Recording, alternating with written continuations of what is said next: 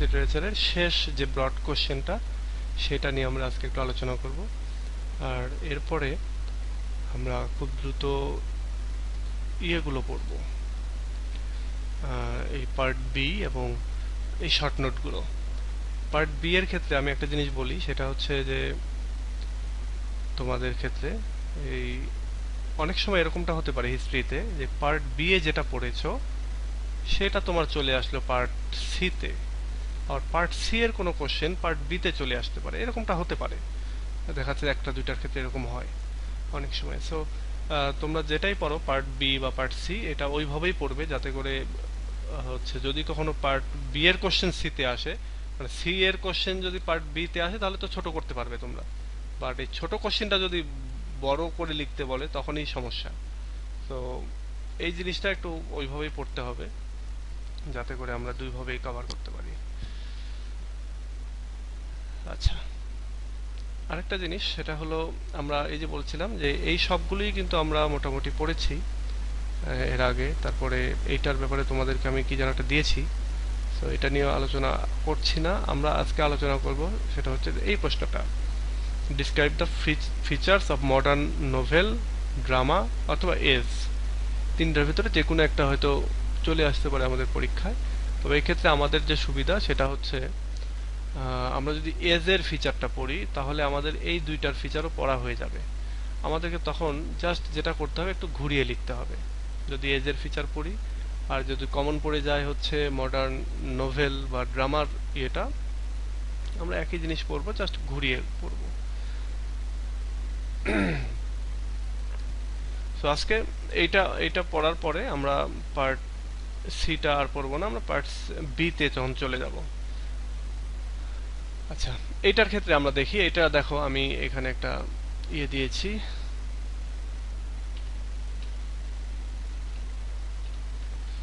সেটা হলো মডার্ন যে এজ, সেই এজটা হচ্ছে 20th সেঞ্চুরির মধ্যে। 20th সেঞ্চুরি সেটা 1901 সাল থেকে 2000 সাল পর্যন্ত, এটাকে বলা হয় 20 সেঞ্চুরি। তো এই বিংশ শতকের যে এজটা সেটার ফিচার হচ্ছে এগুলো। এবং তার ভেতরে 1901 সাল থেকে 1939 সাল পর্যন্ত এটা হচ্ছে মডার্নিজম বা মডার্ন এজ, এবং 1940 থেকে 2000 সাল পর্যন্ত এটা হচ্ছে পোস্ট মডার্ন। সো এই পোস্ট মডার্নের ভেতরে আমরা রয়েছি। আর তার আগের এজটা হচ্ছে মানে 1901 সাল থেকে দ্বিতীয় বিশ্বযুদ্ধের শুরু পর্যন্ত হচ্ছে আমাদের এই মডার্নিজম বা মডার্ন এজ। তো এই মডার্ন এজটা আমরা পড়ার আগে আমরা এইটা একটু পড়তে হবে আমাদেরকে। এটা পড়লে আমরা একটারে অনেক কিছু এখানে কমন পেয়ে যাব 20th সেঞ্চুরির ফিচারের ক্ষেত্রে। সো আমি এখানে একটা জিনিস দেখিয়ে দিই তোমাদেরকে, আমি এটার একটা ডক করেছি। এই ডকটা নিয়ে আমি বেশ কয়েকটা এখানে ফিচার দিয়েছি, আর বাকিগুলো এগুলো দেইনি কারণ এগুলো কমন, মানে খুব ইজি, ওই জন্য ওগুলো জাস্ট ডিসক্রাইব করলে হয়ে যাবে। এখন এই প্রশ্নটার ক্ষেত্রে অনেক রকমের অ্যান্সার আসতে পারে, যেটাই আসুক একই রকমের অ্যান্সার, একটু জাস্ট ঘুরিয়ে দিতে হবে। এই আমরা যদি এটা এরকমটা হয় যে এটা এরকমটা হতে পারে, মডার্ন এজ বা মডার্ন এজ হতে পারে, ফিচার অফ মডার্ন এজ। তারপরে প্রশ্নটা এরকম হতে পারে যে modern features of modern age না দিয়ে হয়তো বললো যে মডার্ন ড্রামা। এটা আরেকটা হতে পারে প্রশ্ন, সেটা হচ্ছে এই ড্রামার জায়গায় হতে পারে, মানে একটা প্রশ্ন পড়ছি আমরা, বাট আমরা কতগুলো লিখতে পারবো বা আমাদের লিখতে পারতে হবে। নোভেল আমাদের এখানে হতে পারে পোয়েট্রি।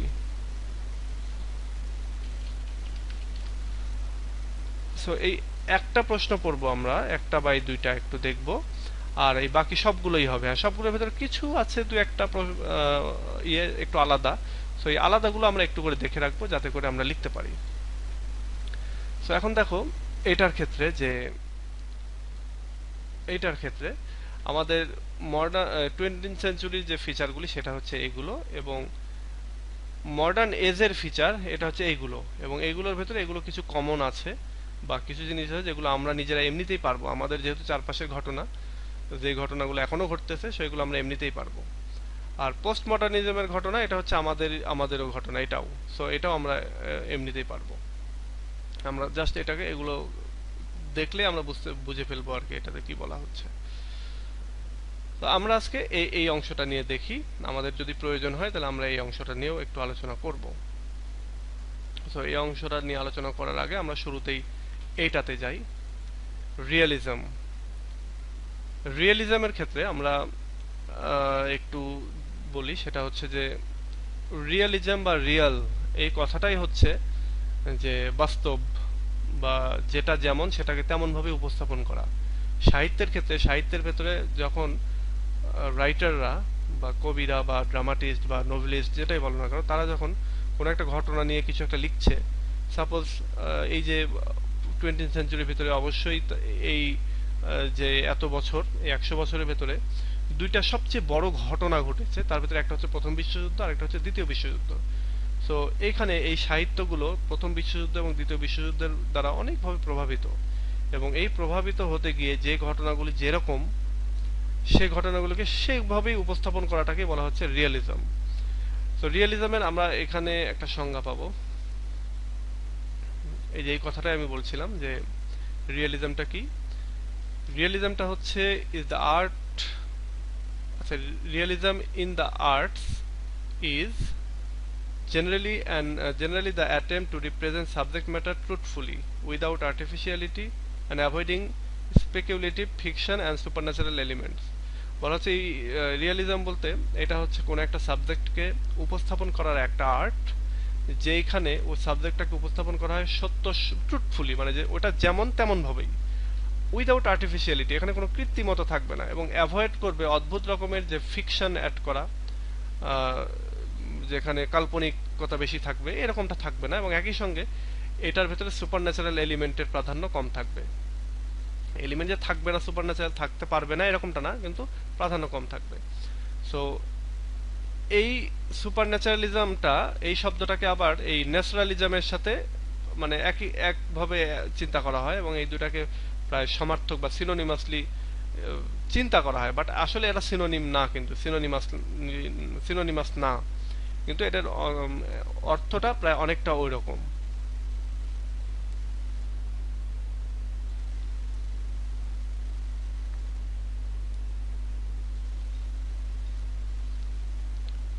আচ্ছা মুস্তাফিজ, আজকে এখনো কথা বলো নাই, কি ব্যাপার, মন খারাপ নাকি?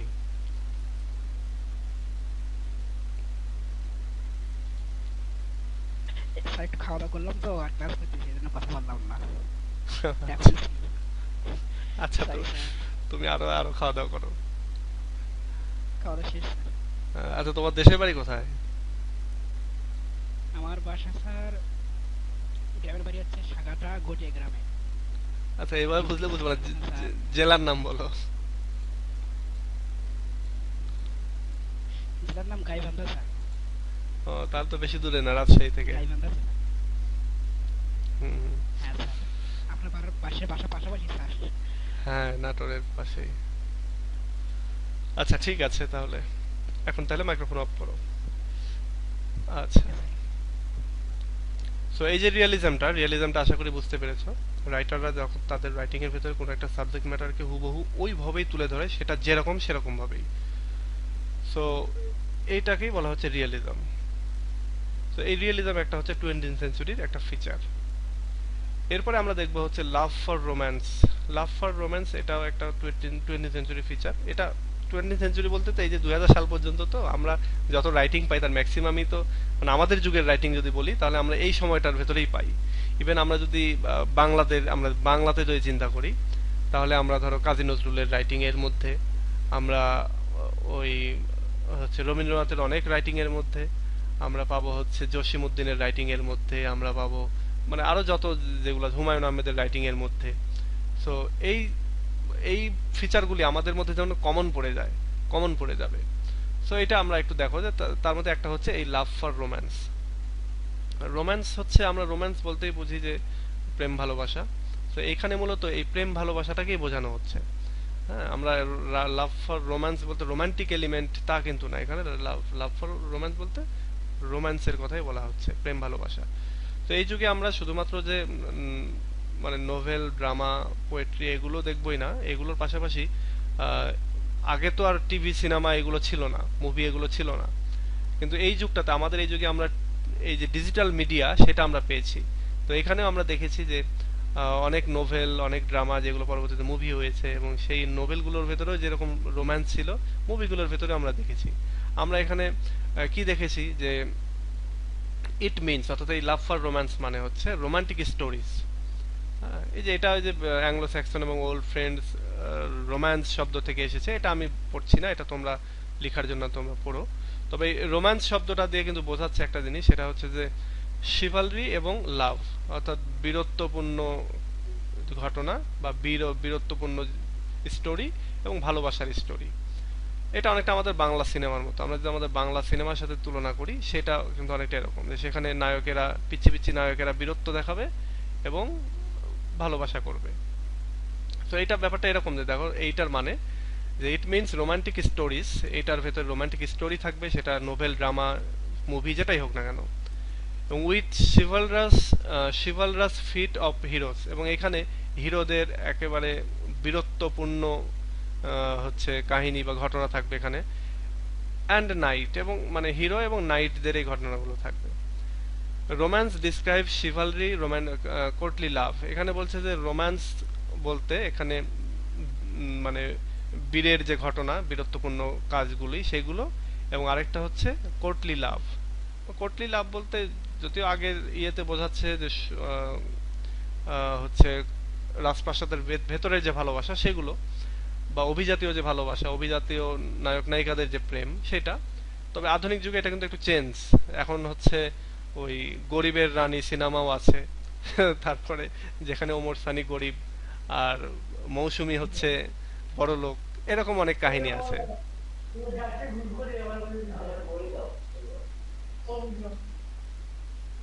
মেম সাহেব এ হতে পারে না, এই ধরনের কাহিনী স্যার।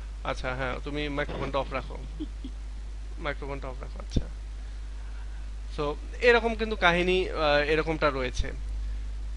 আগে যদিও ভিক্টোরিয়ান আমলে বা অন্যান্য ইয়াতে কোর্টলি লাভ থাকতো, সাধারণ মানুষের ভালোবাসা বা এগুলো নিয়ে লেখালেখি হতো না, বাট এখনকার যুগে সবই আছে। তো এই লাভ ফর রোম্যান্সটা এখনকার একটা স্টোরি। তারপরে এখানে দেখো comprising stories of and legends of duty, এখানে অনেক স্টোরি থাকবে যে এখানে তোমার লিজেন্ডদের, মানে অনেক কাহিনী বা মানে বিখ্যাত লোকদের কাহিনী থাকবে, বা তারা লিজেন্ডারি সব ডিউটি পালন করবে। এটা তোমরা যখন থার্ড ইয়ারে উঠবা তখন একটা স্টোরি পাবা, সেটা হচ্ছে আমি ভুলে গেলাম, একটা তোমরা কবিতা পাবা, সেখানে এই লিজেন্ডারি অনেক কাহিনী তোমরা পাবা। ওইটা আলোচনা করতে গিয়ে তখন আমরা এই বিষয়গুলো আলোচনা করতে পারবো। এরপরে কারেজ থাকবে, মানে এই যে লাভ ফর রোম্যান্স এই টাইপের যে রাইটিংগুলি বা ড্রামাগুলি বা মুভিগুলি, সেগুলোতে নায়করা অনেক সাহসী হবে। তো এখানে কারেজ থাকবে, বোল্ডনেস থাকবে। এই বোল্ডনেস বলতে এখানে অনেকটা আমরা মুভিগুলোতে দেখি না যে অনেক খোলামেলা, অনেক আলাপ আলোচনা বা অনেক দৃশ্য থাকে, ঠিক ইয়েগুলোর ভেতরেও হচ্ছে আধুনিক যুগের যে নোভেলগুলো বা ড্রামাগুলি সেগুলোর ভেতরেও এরকম অনেক খোলামেলা দৃশ্য থাকে। তো এগুলোকে বলা হচ্ছে বোল্ডনেস। এখানে ব্যাটেল থাকবে, যুদ্ধ থাকবে, নায়ক বিভিন্ন হচ্ছে ইভিল শক্তিগুলোর সাথে যুদ্ধ করবে। অ্যান্ড রেস্কিউস অফ ড্যামসেলস ইন ডিস্ট্রেস, এই দেখো, ড্যামসেল বলতেই হচ্ছে মেয়ে, তার মানে হচ্ছে আমরা বলতে পারি নায়িকা। বাংলা সিনেমাটা আমি আবার এক্সাম্পল দেই, তোরা পিচ্ছি একটা নায়ক রিয়াজ, সে হচ্ছে যুদ্ধ করছে কার সঙ্গে, মোটা জাম্বুর সঙ্গে, এবং এখানে কি করছে, সে একটা চড় দিচ্ছে তো জাম্বু 20 ফিট দূরে গিয়ে মানে উড়ে গিয়ে পড়তেছে। তো এইটা থাকছে, এবং এইটার মাধ্যমে সে কি করছে, নায়িকা শাবনূরকে সে উদ্ধার করে নিচ্ছে।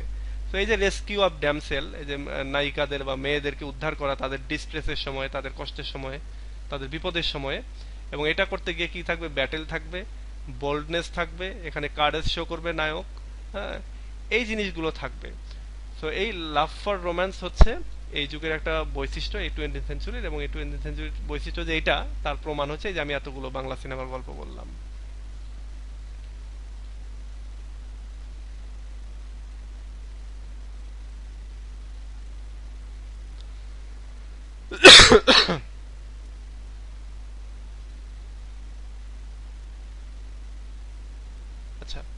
এরপরে আমরা একটা টার্ম পাবো, সেটা হচ্ছে stream of consciousness. Stream of কনসাসনেসকে আমরা যদি একটু ইয়ে করি, এটা একেবারে 100% আমি যেটা বলছি এটাই ঠিক না, একটু অন্যভাবে দেখো। সেটা হচ্ছে যে উইলিয়াম শেক্সপিয়ারের আমলে যখন স্ট্রিম অফ কনসাসনেস ছিল তখন সেটাকে বলা হতো সলিলোকি। এরপরে এটা হয়ে গেল ভিক্টোরিয়ান যুগে এটা হয়ে গেল হচ্ছে ইন্টেরিয়র মনোলগ, মানে ড্রামাটিক মনোলগ না, এখানে ইন্টেরিয়র মনোলগ। পরবর্তীতে আমাদের এখানে, ওখানে ড্রামাটিক মনোলগ অনেকটা ছিল, এবং পরবর্তীতে আমাদের সময় এসে এটা হয়ে গেল স্ট্রিম অফ কনসাসনেস। তো সলিলোকির ভেতরে কি হয়, যে সলিলোকির তোমরা যারা ইয়ে পড়েছো অলরেডি, ম্যাকবেথ পড়েছো, তোমরা জানো যে সলিলোকির ভেতরে তোমার যে মেইন ক্যারেক্টারগুলি বা সাবঅর্ডিনেট যে ক্যারেক্টারগুলি, বাট অথচ রোল প্লে করছে, ভালো রোল। তো তারা কি করছে, তারা তাদের বাজে সময়ে তারা তাদের ভেতরে স্বগত উক্তি করছে, এবং যেটা অডিয়েন্স শুনতে পাচ্ছে, এবং এটার মাধ্যমে তারা তাদের দোষ স্বীকার করছে বা ভুল ত্রুটির কথা স্বীকার করছে। তো এটা হচ্ছে সলিলোকি। ইন্টেরিয়র মনোলগে এসেও মূলত ক্যারেক্টারগুলি তারা তাদের নিজেদের ভেতরে কথা বলছে, নিজেদের মনের কথাগুলি বলছে। ঠিক এই স্ট্রিম অফ কনসাসনেস ব্যাপারটাও এরকমই, যে এখানে এই ক্যারেক্টারগুলির মনের ভেতরে অনবরত কোনো না কোনো একটা চিন্তা বা একটা ঘটনা ঘটতে থাকবে, এবং সেটাই সে মুখে প্রকাশ করবে, তার আচার আচরণে প্রকাশ করবে, এবং তার মনটা যেন সবসময়ের জন্য একটা চিন্তার ভেতরে ডুবে আছে, একটু বিক্ষিপ্ত হয়ে আছে, এরকম একটা বিষয়। তবে স্ট্রিম অফ কনসাসনেস নিয়ে আমি ডিটেইল আলোচনা করেছি আমাদের ইউটিউব চ্যানেলে, একটা ভিডিও পাবে স্ট্রিম অফ কনসাসনেস নিয়ে। আমি একটু তোমাদেরকে রিকোয়েস্ট করবো ওই ভিডিওটা একটু দেখে নিও, ওখানে আমি আরো ডিটেইল আলোচনা করেছি, আরো ইজি ইজি অনেক ইনফরমেশন দিয়ে। ওই ইনফরমেশনগুলো এখন আমার কাছে নেই এতগুলো, যার জন্য আমি এখানে একটু কঠিন মনে হবে তোমাদের। আচ্ছা, সো এই স্ট্রিম অফ কনসাসনেসটা হচ্ছে একটা গুরুত্বপূর্ণ ফিচার, যেটা এই 20th সেঞ্চুরির ফিচার। এন্ড 20th সেঞ্চুরির ফিচার মানে হচ্ছে মডার্ন এজের ফিচার, মডার্ন নোভেলের ফিচার, মডার্ন পোয়েট্রি, ড্রামা, সবকিছুরই ফিচার। এরপরে আসে নোভেল অফ আইডিয়াস। এটা একটা গুরুত্বপূর্ণ ফিচার হচ্ছে এই 20th সেঞ্চুরির। নোভেল অফ আইডিয়া কি? নোভেল অফ আইডিয়া হচ্ছে ওই সমস্ত নোভেল, যে নোভেলগুলো আমরা পড়ার পরে এই নোভেলগুলো আমাদেরকে একটা আইডিয়া দেয়, এবং সেই আইডিয়াগুলো দিয়ে আমরা চিন্তা করি, এবং ওই চিন্তাগুলো করতে আমাদের ভালো লাগে, বা আমরা ওখান থেকে নতুন ইনফরমেশন পাই। আর একটা বিষয় হচ্ছে যে একটা স্টোরির ভিতরে, হ্যাঁ গ্রুপে দিয়ে দেবো।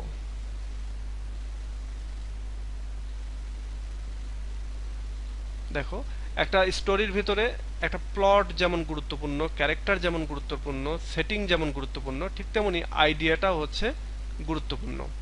এবং বলা হচ্ছে যে এই আইডিয়া অফ নোভেলের, আমি যদি একটা তোমাদেরকে এক্সাম্পল দেই, সেটা হচ্ছে সবচেয়ে ভালো এক্সাম্পল, তোমরা সায়েন্স ফিকশন পড়েছো না? সায়েন্স ফিকশনগুলো মূলত আইডিয়া অফ নোভেল, মানে এগুলোর ভিতরে আইডিয়া দেওয়া হয়। তোমাদেরকে আমি একটা ইয়ে বলি, সেটা হচ্ছে যে তোমরা, আমি রাইটারের নাম ভুলে গেছি, তিনি লিখেছিলেন যে মানুষ একটা সময় চাঁদে যাবে, এবং চাঁদে গিয়ে মানুষ চাঁদে হাঁটবে, বা চাঁদে গিয়ে চাঁদে যাওয়ার জন্য অনেক কিছু করবে। ঠিক সেইটার পর থেকে মূলত একটা গবেষণা তৈরি হয়ে শুরু হয়ে গেল, এবং মানুষ কিন্তু আলটিমেটলি চাঁদে গেল। আর্থার কোনান ডয়েল না কে যেন আর কি এটা লিখেছিল। তো এই যে ওই তার ওই রাইটিংটাই মূলত হচ্ছে এই নোভেল অফ আইডিয়া, মানে আমরা যেটা আমি যেটা বলতে চাচ্ছি সেটা হচ্ছে সায়েন্স ফিকশন গুলোই মূলত নোভেল অফ আইডিয়া, বা এই টাইপের রাইটিং যেগুলো, সেগুলো হচ্ছে নোভেল অফ আইডিয়া। তারপরে ধরো এই যে বর্তমানে তোমরা হয়তো নিউজ দেখেছো যারা, এই কয়েকদিন আগে, 2-4 দিন আগেই ইউএসএ তে নাসা চিন্তা করছে যে, সরি এটা নাসা না কোন ইয়ে, আমি আমি আমি শিওর না যে ইউএস এর কোন সংস্থা, সেটা হচ্ছে যে যদি কখনো কোনো গ্রহাণু পৃথিবীর দিকে আসতে থাকে, বা কোনো ধূমকেতু পৃথিবীর দিকে আসতে থাকে, এবং যদি মনে হয় যে এটা বিপজ্জনক বা ধ্বংসাবশেষ চালাবে পৃথিবীতে, তখন সেটাতে কি করা হবে, বোমা মারা হবে। বোমা মেরে বা মিসাইল মারা হবে, মিসাইল মেরে ওইটার গতিপথ একটু চেঞ্জ করা হবে, এবং ওইটাতে সামান্য মিলি সেকেন্ড যদি চেঞ্জ হয়, বা একটু যদি ইয়ে কম হয়, গতিটা কম হয়, তাহলেও পৃথিবীটা অনেকভাবেই সেভ হবে। সো এই যে ধারণাটা, এই ধারণাটা কিভাবে আসলো? এই ধারণাটা আসলো, দুইটা স্টোরি রয়েছে, দুইটা মুভি রয়েছে এরকম। আমি এই মুভিটা 2-3 দিন আগেই আমি দেখছিলাম, আমি নামটা ভুলে গেছি। তো এই দুইটা মুভি মূলত মুভির ভেতরে এটা রয়েছে যে হ্যাঁ সাউথ ইন্ডিয়ান মুভিও করা হয়েছে হয়তোবা। এরকম একটা মুভি, এরকম মুভি রয়েছে যে মুভি দুটোতে দেখানো হয়েছে যে পৃথিবীর দিকে ধেয়ে আসছে বিশাল এক গ্রহাণু, এবং এই গ্রহাণুকে শেষ মুহূর্তে এসে তারা ওইটাকে বোমা মেরে বা বোমা ঠিক না মানে মিসাইল, মিসাইলের সাথে তো অবশ্যই বোমা বহন করে মিসাইল, তো মিসাইল দিয়ে তারা সেটাকে ধ্বংস করছে বা সেটার গতিপথ পরিবর্তন করছে। তো এই যে ওই মানে ওই যে যে গ্রহাণুগুলোর ক্ষেত্রে যে এইভাবে যে চেঞ্জ করা যায়, এটা ওই একটা সময় ছিল নোভেল গুলো এগুলো করতো, তখন তার মুভি বা এগুলো ছিল না। বাট বর্তমান যুগে এসে তো আমাদের তো মুভি, যাহাই নোভেল তাহাই মুভি, কারণ নোভেল গুলো সব মুভিতে কনভার্ট হচ্ছে। সো এই মুভিগুলো হচ্ছে আমাদের স্টোরি অফ মানে নোভেল অফ আইডিয়া থেকে আর কি তৈরি করা বলতে পারো, বা সায়েন্স ফিকশন থেকে তৈরি করা। তো এই মুভিগুলো কিন্তু আগে আমাদেরকে আইডিয়া দিয়েছে, এবং সেই আইডিয়াগুলো নিয়ে আমরা এখন কাজ করছি, এবং কাজ করে কি করছি যে চিন্তা করছি যে হ্যাঁ এটা করা যেতে পারে। আচ্ছা, সো এটা হচ্ছে নোভেল অফ আইডিয়া। এরপরে আমরা যাব আরেকটা থিমে, থিম না মানে ফিচার, সেটা হচ্ছে ভ্যারাইটি অফ থিম। 20th সেঞ্চুরির যে যুগ, আচ্ছা এগুলোর ব্যাপারে আমি আর কোনো ইয়ে দেইনি, কারণ এগুলো তোমরা বানিয়েও লিখতে পারবা, এগুলো জাস্ট আমি বলে যাচ্ছি, তোমরা একটু মিলিয়ে নাও তাহলেই হবে। দেখো ভ্যারাইটি অফ থিমের ক্ষেত্রে আমরা 20th সেঞ্চুরি যদি থিমগুলোর কথা চিন্তা করি, তাহলে এখানে আমরা শত শত থিম পাবো রাইটিং এর।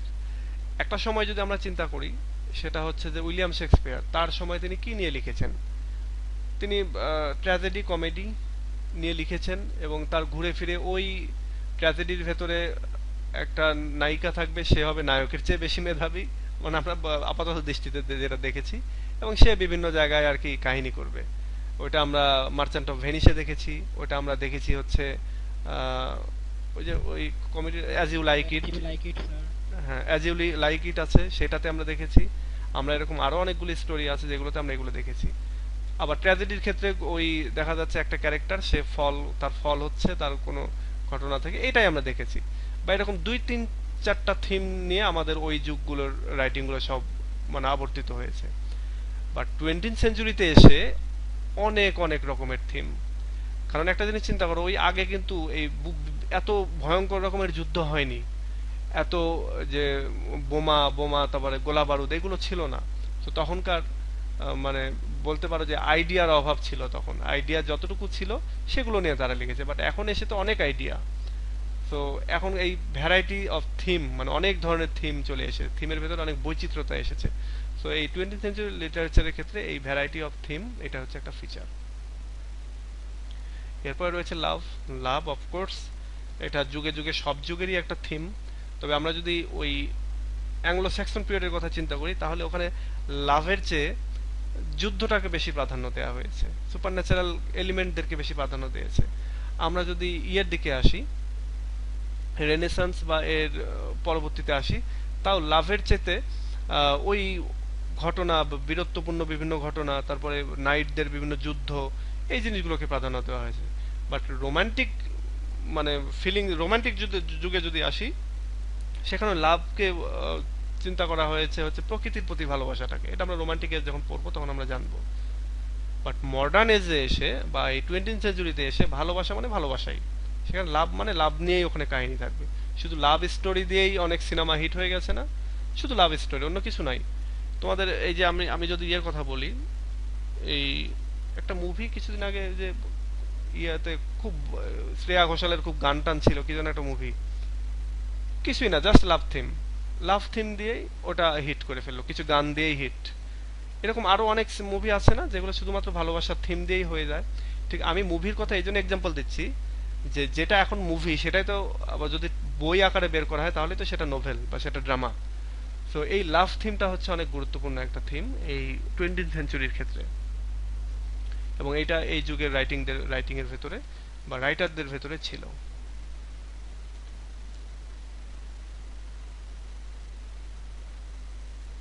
এরপরে আছে পেসিমিজম। পেসিমিজম মানে হচ্ছে অপটিমিজমের বিপরীত, তোমরা জানো অলরেডি। অপটিমিজম মানে আশাবাদ, আশাবাদী হওয়া, আর পেসিমিজম হচ্ছে নিরাশাবাদ বা নিরাশাবাদী হওয়া। এই 20th সেঞ্চুরিতে এসে 20th সেঞ্চুরির বিশ্ব দুইটা যুদ্ধ দেখেছে। সেটা হচ্ছে একটা প্রথম বিশ্বযুদ্ধ আর একটা দ্বিতীয় বিশ্বযুদ্ধ। সো এই দুইটা বিশ্বযুদ্ধের ফলে মানুষের ভেতরে ব্যাপক রকমের পেসিমিজম কাজ করেছে। এবং এই পেসিমিজমটা কাজ করার আরেকটা কারণ হচ্ছে যে এই দ্বিতীয় বিশ্বযুদ্ধটা চলে আসা, এবং দ্বিতীয় বিশ্বযুদ্ধের পরবর্তীতে যে রেজাল্ট, সেই রেজাল্টটার ফলে মানে ব্যাপক মাত্রায় মানুষের ভেতরে পেসিমিজম ঢুকে যায়। এই সময়টাতে তাদের, এই যে আমি নিচের এইটা একসঙ্গে আমি আলোচনা করি, ডাউট অ্যান্ড কনফিউশন। মানুষের ভেতরে অনেক ডাউট অ্যান্ড কনফিউশন চলে আসে। তারা ধর্মের ব্যাপারে অনেক ডাউট ফিল করতে থাকে।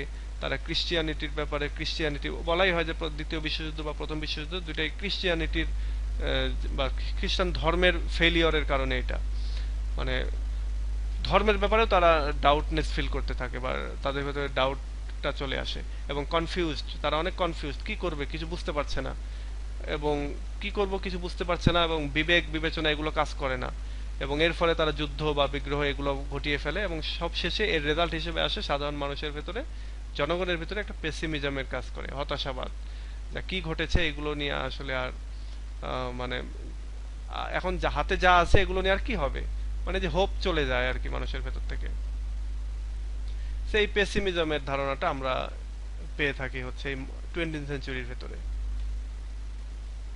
এরপরে যে রোমান্টিক এলিমেন্ট, ওই যে রোম্যান্স আমরা একটা পড়ছিলাম না, লাভ ফর রোম্যান্স, এখানে এই রোমান্টিক এলিমেন্ট আমরা মূলত একই জিনিস পাবো। তারপরে এখানে একটা জিনিস আমরা অ্যাড করব, সেটা হচ্ছে যে রোমান্টিক যুগের যে এলিমেন্টগুলি, যেমন এটার সঙ্গে যদি আমরা একসঙ্গে পড়ি তাহলে রোমান্টিক এলিমেন্ট হচ্ছে love for nature, high imagination, তারপরে সিম্পলিসিটি, তারপরে সিম্পল ডিকশন, তারপরে imagination, exaggeration, hyperbolic expression, common theme, common subject, এগুলি হচ্ছে রোমান্টিক এলিমেন্ট। সো এই রোমান্টিক এলিমেন্টগুলি কিন্তু এই 20th সেঞ্চুরি লিটারেচারের ভিতরে রয়েছে।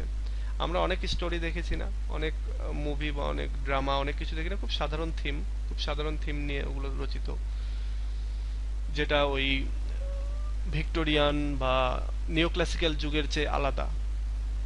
সো এই রোমান্টিক এলিমেন্টগুলি আমরা আমাদের এই যুগে এসে আমরা পেয়ে থাকি। আমরা এই যুগে, আগে তো আর এত এত এইভাবে গান ছিল না, এখন আমরা রেকর্ডেড গান হচ্ছে পাই।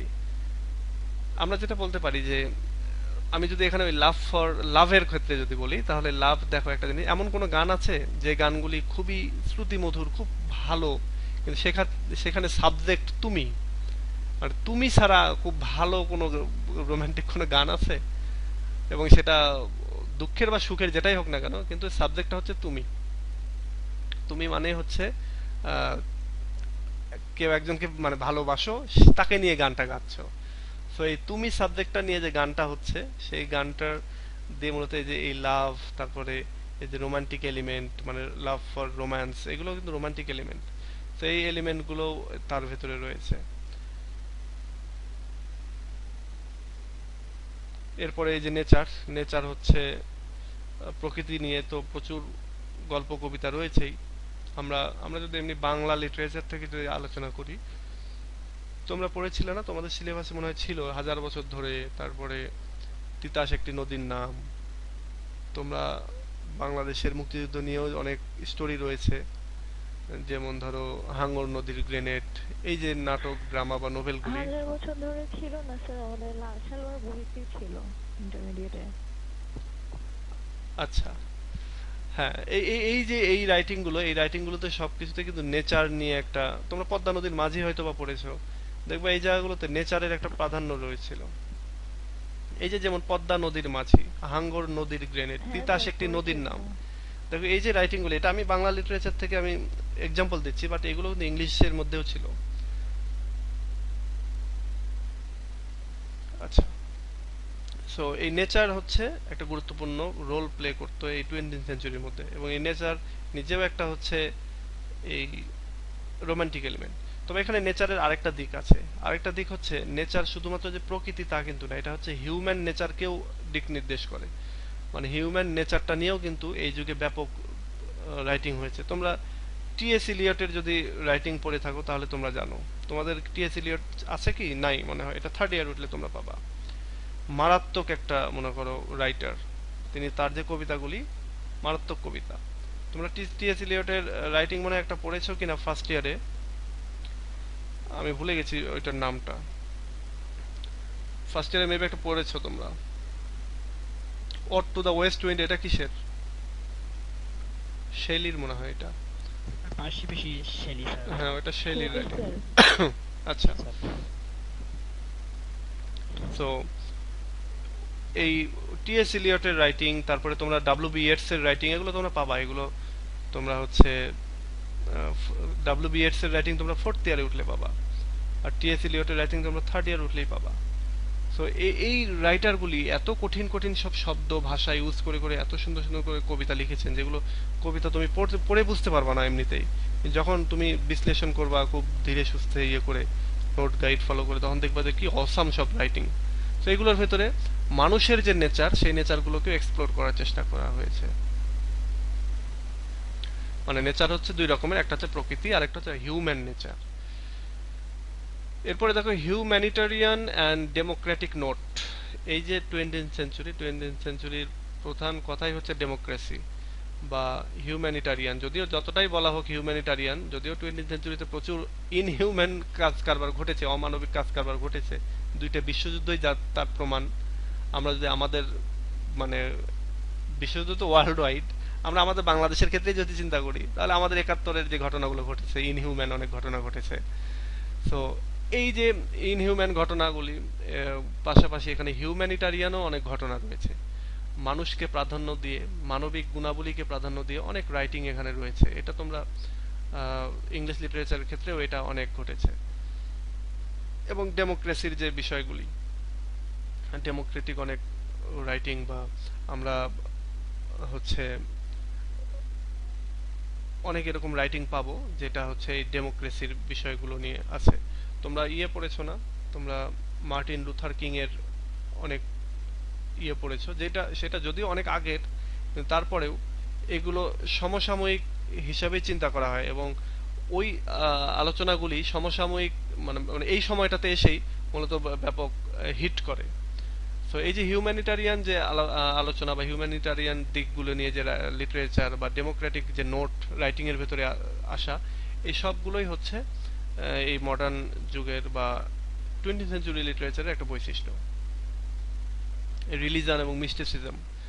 রিলিজন হচ্ছে ধর্ম। ধর্ম তো যুগে যুগে সব যুগেই রাইটিং এর ভেতরে রয়েছে। যদিও আমরা বলে থাকি যে ধর্মকে নিয়ে আসা যাবে না, বা আমরা যদি আমাদের পলিটিক্সের কথা বলি যে মানে পলিটিক্সের ভেতরে ধর্ম নিয়ে আসা যাবে না, আবার নিজেরাই কিন্তু টুপি মাথায় দিয়ে তারপরে নির্বাচন শুরু করি। বা আমাদের গায়ের পোশাকটাই হচ্ছে পাঞ্জাবি, পলিটিশিয়ানদের পোশাক দেখবা পাঞ্জাবি পরছে তারা। যদিও বলা হচ্ছে যে পাঞ্জাবি পরলেই কি রিলিজিয়াস হয়ে গেল, ব্যাপারটা এরকম না, কিন্তু তারপরেও আবার দাড়ি টুপি দেখলে কিন্তু তাদের উপরে আবার চড়াও হয় পলিটিশিয়ানরা। তো এটা আমি এক্সাম্পল দিলাম আর কি এমনিতেই। তো এই রিলিজন এবং মিস্টিসিজম, এই দুটা হচ্ছে সাহিত্যের একটা গুরুত্বপূর্ণ উপাদান এই মডার্ন যুগের বা টোয়েন্টি সেঞ্চুরির।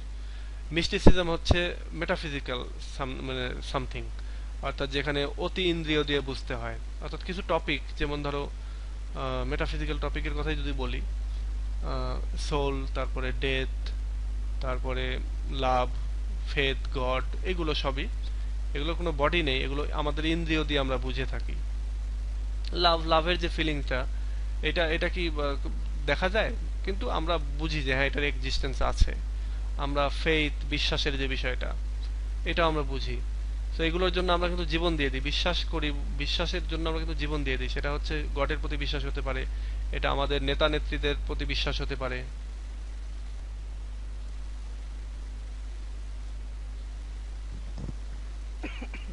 স্যার একটা বিষয় প্রশ্ন করবো। বলো। মেটাফিজিক্যাল বিষয়গুলো শুধু আমরা যদি অনুভব করতে পারি, এগুলোই তাই না স্যার? হ্যাঁ, মেটাফিজিক্যাল, মেটা মানে বিয়ন্ড, আর ফিজিক্যাল মানে শরীর নাই যার, মানে শরীরের বাহিরের যেই জিনিসগুলি, শরীরের বাহিরে, হ্যাঁ সেগুলোই হচ্ছে মেটাফিজিক্যাল। আর এই মিস্টিক এলিমেন্ট বা মিস্টিসিজমের এলিমেন্ট, এটার আরেকটা মিনিং হচ্ছে রহস্যময়। সো রহস্যময় ওইগুলোই যেগুলো আমরা রহস্যের উদ্ঘাটন করতে হয়, যেগুলো বোঝার জন্য, এবং রহস্যের উদ্ঘাটন করতে হলে সেখানে আমাদের ইন্দ্রিয়কে কাজে লাগাতে হয়। সো এই মিস্টিসিজম যা কিছু মিস্টিক যে এলিমেন্টগুলি সবকিছুই আমাদের ইন্দ্রিয়ের সাথে সম্পৃক্ত, আর মেটাফিজিক্যাল এলিমেন্টগুলোও ইন্দ্রিয়ের সাথে সম্পৃক্ত।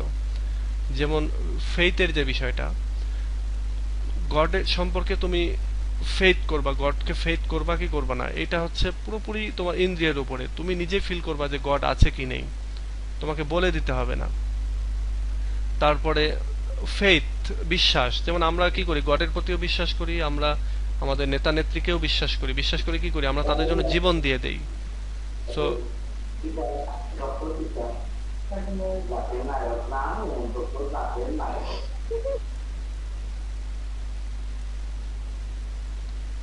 সো এই ফিচার মানে এই যে বিশ্বাস, এই বিশ্বাসগুলো হচ্ছে আমাদের এই মডার্ন যুগের বৈশিষ্ট্য বা 20th সেঞ্চুরি এজের বৈশিষ্ট্য। এগুলো নিয়েও রাইটিং হয়েছে। দুটি কি স্যার এক, মিস্টিসিজম হচ্ছে মেটাফিজিক্যাল বিষয়টা দুটো এক কি স্যার? এক না, কিন্তু রিলেটেড। রিলেটেড মানে হচ্ছে এই মিস্টিক এলিমেন্টের ক্ষেত্রে আমরা যেটা বলতে পারি সুপারন্যাচারাল এলিমেন্ট, এটাও বলতে পারি। হ্যাঁ, এটার সাথে বেশি যায়, সুপারন্যাচারাল এলিমেন্টটা বেশি যায়। যেমন তোমার ইয়া হচ্ছে ভূত পেত যেগুলো নিয়ে, তারপরে মানে সুপারন্যাচারাল এলিমেন্ট মানে সুপারন্যাচারাল এলিমেন্টই বুঝে নাও। সো সুপারন্যাচারাল এলিমেন্ট নিয়ে অনেক আমাদের অনেক ভৌতিক, আমরা অনেক মুভি সিনেমা দেখেছি না, অনেক নোভেল আছে না, হরর মুভি আমরা দেখেছি। আমরা আমাদের সবচেয়ে বড় আছে। আমরা আমরা আমাদের সবচেয়ে বড় আবিষ্কার হচ্ছে জম্বি। জম্বিদের নিয়ে আমরা মুভি করেছি না অনেক। সো এই জম্বিদের কাহিনীটা হচ্ছে একটা মিস্টিক এলিমেন্ট, জম্বিদের এলিমেন্টটা। সো এটা হচ্ছে এই যুগেরই একটা রাইটিং বা যুগেরই একটা ফিচার। হ্যাঁ, জিন পরি তো সুপারন্যাচারাল অবশ্যই। তোমরা ম্যাকবেথ পড়েছো না, ম্যাকবেথের 3 উইসেস, এটাই তো আমরা 3 উইসকে আমরা বলতে পারি যে জিন পরি। আচ্ছা, এই যে যা কিছু মানে সুপার ন্যাচারাল বলতে কি, যেটা ন্যাচারাল না, মানে যার বডি নেই এরকম কিছুর অস্তিত্বকে বিশ্বাস করাটাই হচ্ছে সুপার ন্যাচারাল। তোমরা তোমাদের ইয়েতে পড়েছো, তোমাদের কি বলে এটাকে, time of the ancient mind. হ্যাঁ অ্যানসিয়েন্ট ম্যারিনারটা তোমরা যখন পড়েছো সেখানে তো সুপার ন্যাচারালের সরাসরি। তোমরা কুবলা খান পড়েছো, ওখানে সুপার ন্যাচারালিজম রয়েছে। তারপরে আরো এরকম অনেক এলিমেন্ট রয়েছে সুপার ন্যাচারালিজমের। ম্যাকবেথের ভিতরে তো রয়েছে 3 উইসেস। তারপরে গডও সুপার ন্যাচারাল, হ্যাঁ অবশ্যই। তবে একটা জিনিস কি, গডটাকে আমরা এমন ভাবে বিশ্বাস করি যে সেটা আর সুপার ন্যাচারালের পর্যায়ে থাকে না। সুপার ন্যাচারালের অনেক কিছু কিন্তু মিথ্যা, বাট গডের ক্ষেত্রে কোনো কিছু মিথ্যা না। সোলের ক্ষেত্রে কিন্তু মিথ্যা না এটা। তারপর ডেথ, এটা কি মিথ্যা? অবশ্যই না। ফেথ, যে বিশ্বাসের যে এক্সিস্টেন্স, এটা কি মিথ্যা? মিথ্যা না। বাট ওই যে জিন পড়ি, এগুলোর ক্ষেত্রে আমরা যদি বলি, হ্যাঁ জিনের আমরা যে রিলিজিয়াসলি চিন্তা করি তখন এটা ঠিক আছে, সত্য, এটা অবশ্যই। কিন্তু আমরা যদি যখন লিটারেচারের ভেতরে এগুলো নিয়ে আসবো তখন এগুলো আর ওই সত্য ঘটনা থাকে না। আচ্ছা, সো এই রিলিজন এবং মিস্টিসিজম এটা হচ্ছে লিটারেচারের গুরুত্বপূর্ণ বৈশিষ্ট্য এই মডার্নিজমের। এরপরে আসে ডিকশন এন্ড স্টাইল। মডার্ন এজে রাইটাররা অনেক বেশি ডিকশন এবং স্টাইলের ইউজ করেছেন। যেমন তার একটা এক্সাম্পল আমরা উপরেই পাচ্ছি, যেমন স্ট্রিম অফ কনসাসনেস, এটা একটা টেকনিক বা এটা একটা স্টাইল রাইটিং এর। এছাড়াও আরো অনেক ধরনের আমরা ডিকশন এবং স্টাইল পাই। এই যুগেও আমরা যদি চিন্তা করি তাহলে রোমান্টিক ডিকশন পেয়ে থাকি বা স্টাইল পেয়ে থাকি। রোমান্টিক ডিকশনের ক্ষেত্রে কি, যে সাধারণ মানুষের ল্যাঙ্গুয়েজ ইউজ করা হবে রাইটিং এর ক্ষেত্রে, স্টাইল গুলো হবে অনেক সাধারণ, বা ডে টু ডে লাইফে মানুষ যেই ভাষায় কথা বলে, যে স্টাইলে চলাফেরা করে, সেগুলো হবে রাইটিং এর হচ্ছে স্টাইল বা ভাষা। সো এটা আমরা পেয়ে থাকি এই 20th সেঞ্চুরিতে। সো এটা হচ্ছে একটা গুরুত্বপূর্ণ ফিচার এই যে ওয়ার অ্যান্ড প্যাট্রিয়টিজম, এটা হচ্ছে গুরুত্বপূর্ণ একটা ফিচার। তোমাদের ইভেন তোমরা ফার্স্ট ইয়ারে পড়েছোই মনে হয়, এরকম একটা রাইটিং প্যাট্রিয়টিজম নামে মনে একটা রাইটিংই মনে হয়েছিল তোমাদের পোয়েট্রির ভেতরে, বা এই যুগে এসেও তোমরা পাবা। তোমরা যেমন আমি যদি তোমাদের একটা ইয়ে বলি, জর্জ বার্নার্ড শয়ের একটা ড্রামা পড়েছো না তোমরা? তোমাকে এটার নাম কি জানো ছিলাম, ভুলে গেলাম। Arms and the man. হ্যাঁ, আর্মস এন্ড দ্য ম্যান রয়েছে। তারপরে ম্যান অ্যান্ড সুপারম্যান রয়েছে। এই যে এই রাইটিংগুলোর ভেতরেই মূলত এই যে যুদ্ধ এবং প্যাট্রিয়টিজমের যে বিষয় বা যুদ্ধ সম্পর্কে যে বিভিন্ন বিষয়গুলি এগুলো রয়েছে। সো এইটাই হচ্ছে মূলত, এটাও এই যুগেরই ফিচার। আরেকটা জিনিস, যেহেতু গত বলা যেতে পারে যে গত 100 বছরে যত যুদ্ধ হয়েছে, বড় বড় যুদ্ধ, এই যুদ্ধ এরকম যুদ্ধ এর আগে কখনো হয়নি। সো এই যুদ্ধ এবং প্যাট্রিয়টিজম, যুদ্ধের ফলে যে দেশাত্মবোধ থেকেই তো যুদ্ধটা আসবে। যেমন আমরা আমাদের বাংলাদেশের যে মুক্তিযুদ্ধ কেন হলো, প্যাট্রিয়টিজম ছিল বলেই তো। সো এই যুদ্ধ এবং প্যাট্রিয়টিজম এটা হচ্ছে এই যুগের ফিচার। এরপরে দেখো গ্লোবালাইজেশন। গ্লোবালাইজেশনে হচ্ছে আমাদের এই 20th সেঞ্চুরি বা মডার্ন লিটারেচারের বৈশিষ্ট্য হচ্ছে গ্লোবালাইজেশন। গ্লোবালাইজেশনের যদি ধারণাটা তোমরা তোমরা তো অবশ্যই জানো যে সারা বিশ্বটাকে একটা গ্রাম বা একটা গ্লোবের সাথে তুলনা করা হচ্ছে, যেখানে আমরা মুহূর্তেই এখান থেকে ওখানে চলে যেতে পারবো, মুহূর্তেই আমরা আমাদের সবকিছু ওপেন হবে, আমরা এক দেশ থেকে আরেক দেশে ব্যবসা বাণিজ্য করব। হ্যাঁ, অনেক আগে ছিল যেটাতে গ্লোবালাইজেশন ছিল, বাট যোগাযোগটা ওইরকম ছিল না। বাট এখন তো যোগাযোগ অনেক ভালো। এখন আমরা মুহূর্তেই 24 ঘন্টার মধ্যেই 12 ঘন্টার মধ্যেই এখান থেকে ধরো আমেরিকায় চলে যাচ্ছি, অস্ট্রেলিয়া চলে যাচ্ছি, জাপান, চীন চলে যাচ্ছি। বাট একটা সময়, সেই সময়টা তো যাচ্ছিল মানুষ, কিন্তু ওইটার গ্লোবালাইজেশন ছিল কারণ তখন গতি ছিল না। বাট এখন উড়োজাহাজের কল্যাণে বা হাই স্পিডি যে শিপগুলি, সেগুলোর কল্যাণে এখন এগুলো আমাদের জন্য খুব ইজি হয়ে গেছে। আর আমরা যখন বিজনেস করি, ব্যবসা করি, তখন আমরা কি করে গ্লোবালি সবকিছু করি, আমরা চিন্তা করি গ্লোবাল মার্কেট। সো এই যে গ্লোবালাইজেশন, এটাই হচ্ছে গ্লোবালাইজেশনের আরেকটা ইয়ে হচ্ছে ডিজিটালাইজেশন, যেটার ফলে এই যে আমরা ফ্রিল্যান্সিং এত কিছু করছি। সো এইগুলো হচ্ছে গ্লোবালাইজেশনের একটা ইয়ে। না, আমরা যে ক্লাসটা করছি, হ্যাঁ, এটা কাইন্ড অফ গ্লোবালাইজেশন। যেমন ধরো গ্লোবালাইজেশন, এটা ডিজিটালাইজেশন আমরা বলতে পারি। আর এটা যদি ধরো ইন্ডিয়ার যারা পড়ছে বা যারা দেখছে, তারা যদি ইয়ে করে, তাহলে এটা হচ্ছে গ্লোবালাইজেশন। পড়াশোনাটাও ইয়েতে চলে যাচ্ছে আর কি। এই যে গতি আর কি, সব ক্ষেত্রে গতিটার একটা বিষয়। তো গ্লোবালাইজেশনের মেইন ধারণাটা হচ্ছে তোমার গতি থাকবে, তোমার বলা হবে যে কোনো বর্ডার নেই। যেমন ইন্টারনেটের কোনো বর্ডার আছে? ইন্টারনেট যদি আমরা একটা গ্লোব বা একটা জগৎ যদি চিন্তা করি, তাহলে এই এই জগতের কোনো গ্লোব নাই। তুমি এখান থেকে এখনই জার্মানি চলে যেতে পারো, এখন ইউএসএ চলে যেতে পারছো। খালি ইউএসএ না, ইউএসএ এর গুগলের ম্যাপ দিয়ে তুমি ইউএস এর রাস্তাঘাটগুলো শুধু দেখতে পাচ্ছ, বা মনে হচ্ছে যেন ওদিক দিয়ে হেঁটে যাচ্ছ তুমি। তো এই যে বিষয়গুলো, এগুলোই হচ্ছে গ্লোবালাইজেশন। পুরো বিশ্বটাকে একটা বাজার হিসেবে চিন্তা করা। তুমি আজকে যে প্রোডাক্ট এখানে উৎপাদন করছো, তুমি চিন্তা করছো যে এই প্রোডাক্ট 1 মাস পরে ইয়েতে ইউজ হবে, আমেরিকাতে ইউজ হবে। তুমি আজকে যে সবজি বেগুন উৎপাদন করছে, এই বেগুনটা মধ্যপ্রাচ্যে পৌঁছে যাচ্ছে রাতারাতি। তো এটা কিভাবে হচ্ছে? গ্লোবালাইজেশনের ফলে। Development of science and technology, এটা তো আর বলার অপেক্ষাই রাখে না। এই যুগের কত বড় বড় আবিষ্কার 1901 সালে, আমরা এখানে 1901 সাল থেকেই তো জানি। 1901 সালেই তো উড়োজাহাজের আবিষ্কার, বিমানের আবিষ্কার। তো এটা আমাদের গ্লোবালাইজেশনকে কতভাবে ত্বরান্বিত করেছে। এই স্যাটেলাইট বলো বা এই যে তোমার পারমাণবিক বোমা বলো, মিসাইল বলো, সবগুলোর আবিষ্কার কবে? এই সময়টাতেই। স্পেসশিপ, তারপরে তোমার চাঁদে যাওয়া, এগুলো কোথায় কিভাবে সম্ভব হয়েছে, সাবমেরিন, এগুলো কিভাবে সম্ভব হয়েছে? Science and technology. এবং এটা তো এই এই হচ্ছে 1901 সালের পরেই এগুলো ঘটেছে।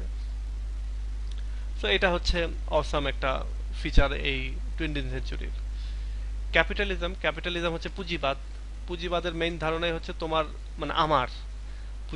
পুঁজিবাদের মেইন কথা হচ্ছে আমার, মানে আমার শব্দটা বলতে আমার এটা থাকতে হবে, আমার ওটা থাকতে হবে, এটা আমার। মানে ক্যাপিটালিজমের আরেকটা হচ্ছে বিপরীত, যেটা হচ্ছে সেটা হচ্ছে সমাজতন্ত্র।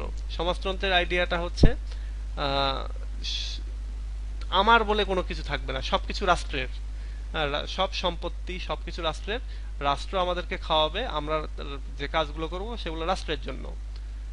কিন্তু ক্যাপিটালিজমে এসে কি হলো, আমি কাজ করব আমার জন্য, যা টাকা পয়সা আসবে আমার। আমি 500 কোটি টাকা ইনকাম করলেও আমার, আমি 5,000 টাকা ইনকাম করলেও সেটা আমার থাকবে। আমি যখন মারা যাব, আমি ওই টাকার ভবিষ্যৎ নির্ধারণ করব। তো এটা হচ্ছে ক্যাপিটালিজম। এবং এই ক্যাপিটালিজমটা করা হচ্ছে, ক্যাপিটালিজমের সাথে গ্লোবালাইজেশনের সম্পর্কিত, এটার সাথে তোমার ইম্পেরিয়ালিজম সম্পর্কিত, কলোনাইজেশন সম্পর্কিত, এই ক্যাপিটালিজমের সাথে। তো এই ক্যাপিটালিজমটাও মূলত একটা গুরুত্বপূর্ণ ফিচার আমাদের এই 20th সেঞ্চুরি লিটারেচারে বা মডার্ন লিটারেচারে।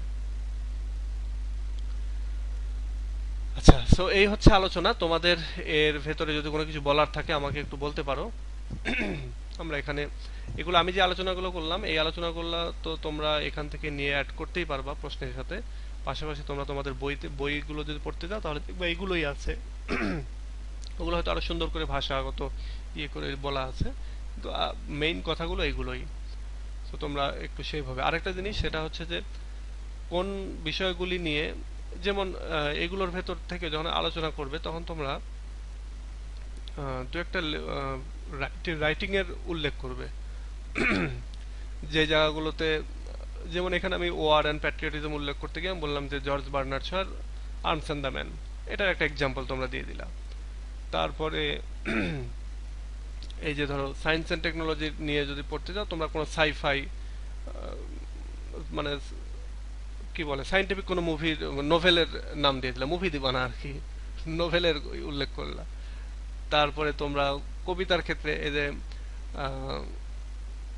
রিলিজন অ্যান্ড মিস্টিসিজম এগুলো পড়তে গিয়ে তোমরা টি এস এলিয়টের রাইটিং তোমরা উল্লেখ করতে পারবা। সো এরকম আরো অনেক রাইটিং, ডাব্লিউ বি ইয়েটস এর যে রাইটিং সেখানে তুমি এই লাভ পাবা। তারপরে এই যে ডাউট, কনফিউশন এগুলো পাবা। সো এগুলো বিভিন্ন রাইটিং এর নামও দুই চারটা করে উল্লেখ করবা, তাহলে টিচার মানে আরো ভালো হবে। এগুলো তোমাদের বইতে আছে। আচ্ছা, এখন বলো তোমাদের কারো কিছু বলার থাকলে। স্যার এখানে এই যে pointer developments in the field of science, literature, art, politics, warfare, technology, এই কয়টা কি একসাথে একটা পয়েন্ট নাকি আলাদা আলাদা? সবই আলাদা আলাদা, সব আলাদা আলাদা পয়েন্ট। তোমরা যখন প্রশ্নগুলোর অ্যান্সার লিখবা এই আলাদা আলাদা পয়েন্ট লেখার চেষ্টা করবে। এখন বিষয়টা হচ্ছে যে তোমরা এই এতগুলো লেখার, যারা একটু হয়তো হাতের স্পিড ভালো না, তারা যেটা করবা তারা হচ্ছে এই হয়তো 5টা বা 10টা বা 8টা একবারে আলাদা আলাদা করে লিখলা। লিখার পরে যদি দেখছো যে সময় হচ্ছে না, 30 মিনিটের বেশি হয়ে যাচ্ছে, তখন এই এতগুলি ধরো একটা প্যারাগ্রাফে লিখে ফেলবা, কিন্তু কোনোটা বাদ দিবা না। বাদ দিলে যেটা হবে যে তুমি ওইটাতে আর টাচ করলা না। বাট যদি টাচ করো তাহলে তোমার টিচাররা জানবে যে না এ মোটামুটি এই এদের সব ফিচারই কভার করেছে, সো একটু ভালো মার্কস দেই। সবসময় মনে রাখবা যে প্রশ্নগুলি কিন্তু অনেক বড়, অ্যান্সারগুলি অনেক বড়, কিন্তু এটা তোমাকে 30 মিনিটে লিখতে হবে। তো 30 মিনিটে যত বেশি লেখা যায়। আচ্ছা, স্ট্রিম অফ কনসাসনেস বলতে ওই যে সলিলোকি যেটা ছিল সেটা, পরবর্তীতে হলো ইন্টেরিয়র মনোলগ বা ড্রামাটিক মনোলগ, এবং বর্তমানে বা 20th সেঞ্চুরিতে এসে এটাই হচ্ছে স্ট্রিম অফ কনসাসনেস। তো ওটার সাথে এটার কিছুটা পার্থক্য আছে, সেই পার্থক্যগুলি আমি ডিটেইল আলোচনা করেছি আমাদের একটা ইউটিউবের ভিডিওতে। আমি এটা যদি তোমাদেরকে দেখাই,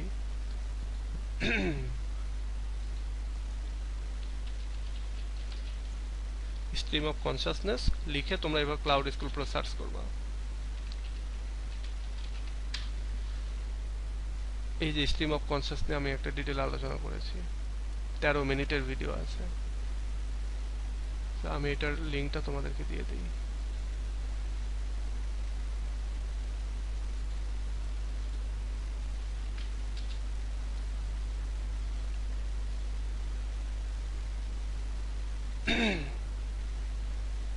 এখানে একবার লিটারেচারে যেভাবে আলোচনা করা আছে সেভাবে আমি এখানে বলেছি। সো এটা তোমরা ভালো বুঝতে পারবে আরো।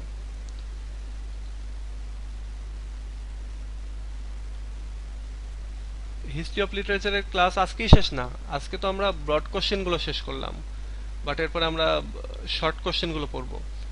শর্ট কোশ্চেন গুলো পড়লে আমাদের হবে। জি জনাব। আচ্ছা, এই ধরনের ওয়ার্ড এখনো ইউজ হয় না। আচ্ছা, ওকে। সো ঠিক আছে। হ্যাঁ, হিস্ট্রির উপর আগের যে ক্লাসগুলো নিয়েছেন প্রস্তুতি মূলক এগুলো পাচ্ছি না যে গ্রুপের মধ্যে।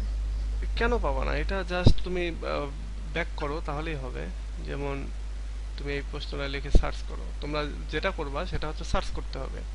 তুমি এখানে আসো, এসে এই প্রশ্নটা নাও, এই প্রশ্নটা নাও, কপি করে এসে এখানে সার্চ করো। এই জায়গায় সার্চ করতে হবে, এখানে না কিন্তু। সার্চ ফেসবুক এটা না, search group. Search this group, search করো, দেখো আমি আলোচনা করেছি।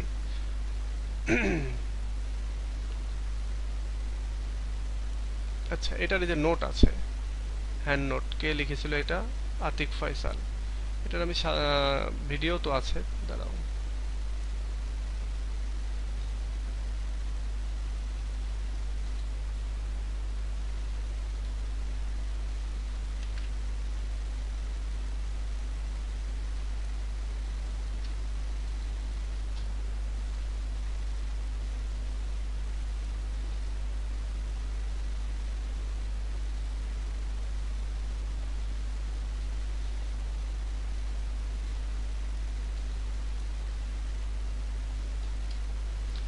এগুলোর ভিডিও সবগুলোই থাকার কথা। আচ্ছা, হয়তো বা এটা কোনো কারণে ক্লাস হয়নি, কিন্তু দেখো এখানে আমি নোট দিয়ে দিয়েছি, এগুলো থেকে পড়তে হবে।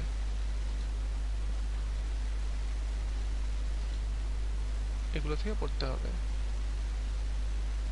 এরপরে আরেকটা জিনিস, আরেকটা দেখি, হয়তো এটা কোনো কারণে দেইনি বা হয়তো নোট দিয়ে গেছি। চসারিয়ান এস, ফিচার অফ চসারিয়ান এস, আমি চসার এসটা নিয়ে যদি সার্চ করি, সবই আছে।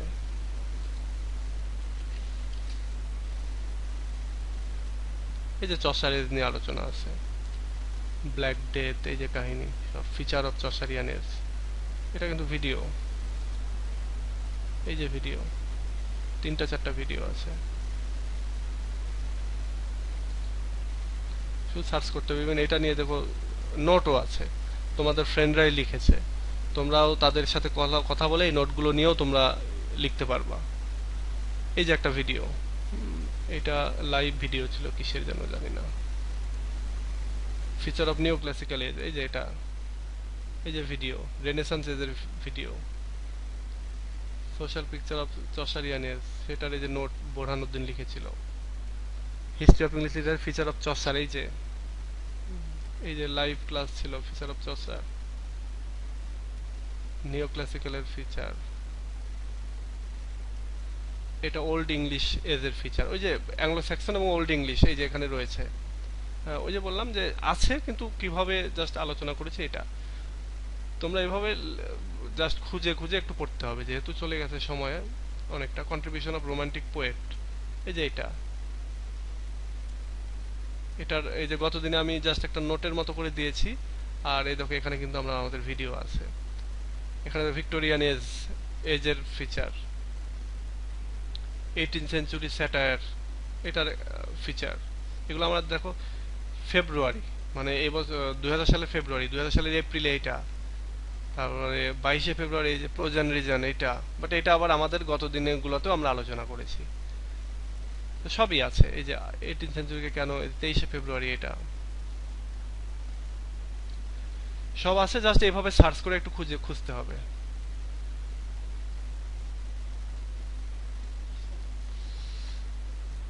আচ্ছা, এই এই কথাটা আমার কানে বাজতেছে খুব, সাইফুল ইসলাম, এই জাতীয় ওয়ার্ডগুলো কিন্তু ইউজ করা যাবে না। এগুলো মডার্ন, বা তোমরা অ্যাজ এ স্টুডেন্ট অফ হচ্ছে ইংলিশ লিটারেচার, এইগুলো খুবই বেমানান শব্দ আর কি। যদিও গ্রামাটিক্যালি কারেক্ট, হ্যাঁ গ্রামাটিক্যালি কারেক্ট, কিন্তু যখন তুমি এইগুলো কোথাও ইউজ করবা, ধরো তুমি একটা ইয়েতে গেছো, ঢাকায় কোনো একটা সেমিনার হচ্ছে, সেই সেমিনারে গিয়ে কেউ হয়তো কোনো জিনিস কোশ্চেন করলো, তুমি এটা বলছো জি জনাব, তখন কিন্তু এটা মানে বুঝে ফেলবে যে হ্যাঁ তুমি হয়তো বা বাংলাদেশের কোনো রিমোট অঞ্চল থেকে এসেছো, এরকমটা মনে করতে পারে। তো এই ওয়ার্ডগুলো ইউজ করবো না আমরা।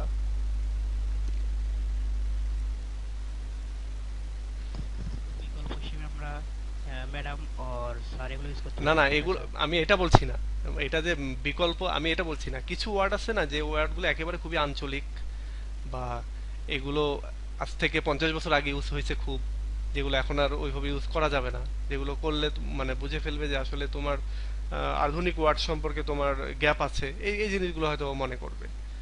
তো এরকম অনেক কিছু আমরা অনেক জায়গাতে ইউজ করব না আর।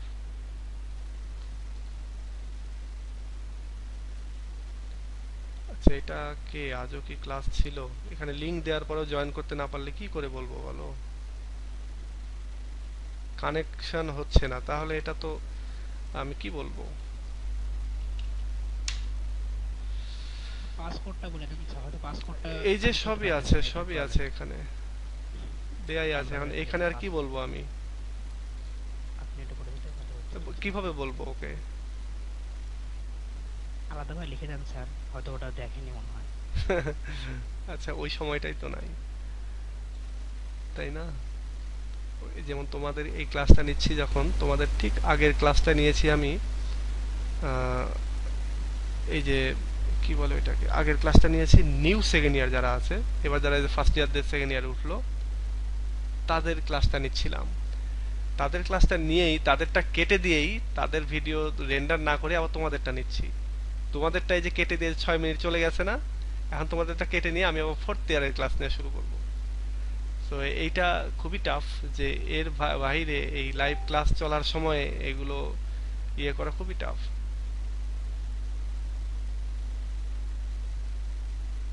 হ্যাঁ, মাঝে মাঝে এটা পাসকোড দিতে হবে। এগুলো বললাম না যে এটা ফ্রি টুল আমরা ইউজ করছি, এটা যে ইউজ করতে পাচ্ছি, আমাদেরকে ইউজ করতে দিচ্ছে, এটাই তো অনেক কিছু।